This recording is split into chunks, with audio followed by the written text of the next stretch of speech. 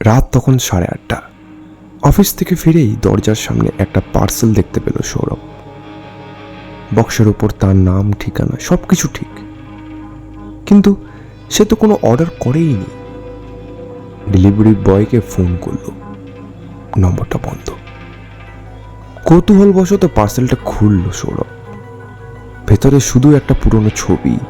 ছবিতে দেখা যাচ্ছে সৌরভ নিজের ঘরে বসে ল্যাপটপে কাজ করছে। সে হেসে ফেলল, কে এসব মজা করেছে ভাই। কিন্তু হঠাৎ তার হাসি থেমে গেল। ছবির কোণায় তারিখ দেখে আগামীকাল। সৌরভের বুক ঠান্ডা হয়ে গেল। সে ভালো করে ছবিটা দেখল। ছবিতে সব কিছু ঠিক আছে, শুধু একটা জিনিস বাদে, তার বিছানার নিচে কারোর দুটো চোখ জ্বলছে। সে তাড়াতাড়ি বিছানার নিচে তাকালো, কেউ নেই।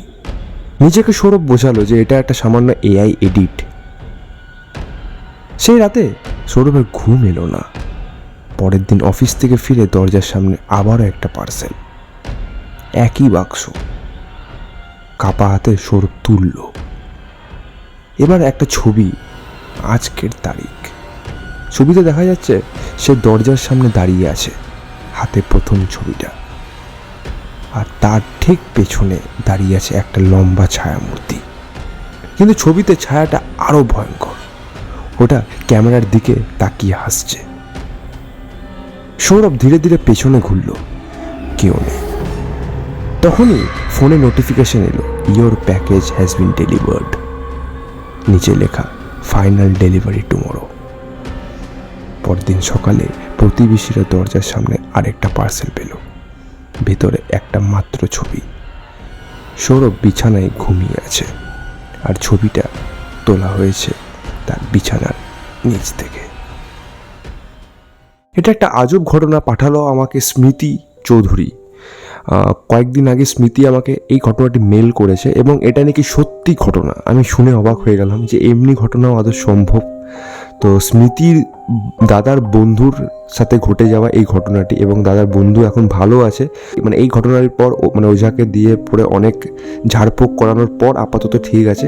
বাট ওঝা নাকি বলেছিল যে তার দাদার বন্ধু যে রাস্তা দিয়ে আসতো, সে রাস্তায় একটা অশক্ত গাছ ছিল, এবং ওই অশক্ত গাছের নাকি অনেক হিস্ট্রি আছে। তো ওটাতে একটা অস্বাভাবিক কিছু তার দাদার উপর ভর করে, এবং তারপর থেকেই নাকি এটা হচ্ছে। মানে পরপর 3 দিন 4 দিন দেখা গেছে এটি। তো এখন তার দাদার বন্ধু এখন অনেকটাই ভালো আছে। তো এই ছিল ঘটনা। এটা আমাকে স্মৃতি পাঠালো, স্মৃতি চৌধুরী, দুর্গাপুর থেকে। তো স্মৃতিকে জানে অসংখ্য অসংখ্য ধন্যবাদ হরর টকিজের পক্ষ থেকে। তো স্মৃতি আবারও এমনি ঘটনা পাঠাও, দুর্দান্ত ধরনের। এমনি ঘটনাটি আমার খুব ভালো লাগলো পার্সোনালি। প্রথমে একটু মানে বিশ্বাস হয়নি, বাট যখন তুমি তোমার নাম্বার, মেল অ্যাড্রেস সব কিছু দিয়েছো, তখন বললো হ্যাঁ এটা ঠিক। তো যাই হোক, তো ব্যাপারটা হচ্ছে, দেখা হচ্ছে হরর টকিজের পরবর্তী নম্বর এপিসোডে। আশা করি সবার আজকের এই এপিসোড ভালো লেগেছে। ভালো লাগলে please like, share and subscribe করতে ভুলো না। দেখা হচ্ছে হরর টকিজের পরবর্তী নম্বর এপিসোডে। ধন্যবাদ।